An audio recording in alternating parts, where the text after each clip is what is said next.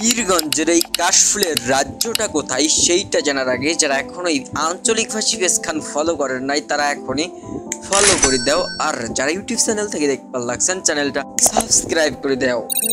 ঘুরতে ঘুরতে আজকে আমরা চলে আসলাম কাশফুলের রাজ্যে। এই কাশফুলের রাজ্যটা কোথায়, কিভাবে আসবেন, কোথা থেকে আসলে আপনাদের সুবিধা হবে সবকিছু আজকের ভিডিওতে বলে দেবো। আজকের এই ভিডিওটা শেষ পর্যন্ত দেখলে আপনারা বুঝতে পারবেন এই কাশফুলের রাজ্যটা কোথায়। আর হ্যাঁ, অবশ্যই ভিডিওটি শেষ পর্যন্ত দেখবেন। শেষ পর্যন্ত ভিডিওটা দেখার পর যদি আপনাদের ভালো লাগে লাইক কমেন্ট শেয়ার করবেন এবং অন্যকে শেয়ার করে তুলে ধরবেন যেন আপনাদের বন্ধু বান্ধবরা সকলে আসতে পারে এখানে। ভিডিওর শুরুতে যেমনটা বলছিল ঠিক তেমনই এটি একটা কিন্তু কাশফুলের রাজ্যই। তো এই কাশফুলগুলো হয়েছে একটি পুকুরকে ঘিরে, অর্থাৎ পুকুরের পাড় দিয়ে। বাড়ির পাশে এত সুন্দর কাশফুল হয়েছে মুই কিন্তু আগে থেকে জানাম না। এখানে ঘুরবে আসছি এই কাশফুলগুলোর সাথে দেখা মেলে।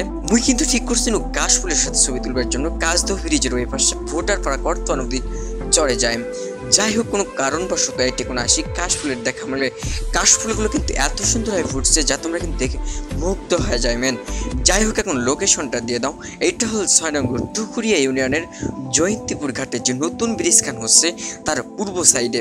জয়ন্তীপুর ঘাটে ঢোকার সাথেই কিন্তু চোখে পড়বে এই কাশফুলগুলা। আর হ্যাঁ, তেমন কিন্তু ভিডিও করবার পাও নাই ফোনে চার্জ না থাকার কারণে। আর এটি কোনো প্রস্তুতি নিয়ে আসা হয় নাই, কোনো এক কারণবশত আসি কিন্তু কাশফুলের দেখা মেলে। তার ফাঁকে কয়েকটা শর্ট ভিডিও শ্যুট নিয়ে এখান থেকে চলে আসি। আর হ্যাঁ, ভিডিওটা তোমার কেমন লাগলে কমেন্ট করে জানিয়ে দাও। দেখা হয়েছে রংপুর আঞ্চলিক ভাষায় নয়া কোনো এখন ভিডিও। ততক্ষণ সবাই ভালো থাকবেন, সুস্থ থাকবেন। আল্লাহ হাফেজ।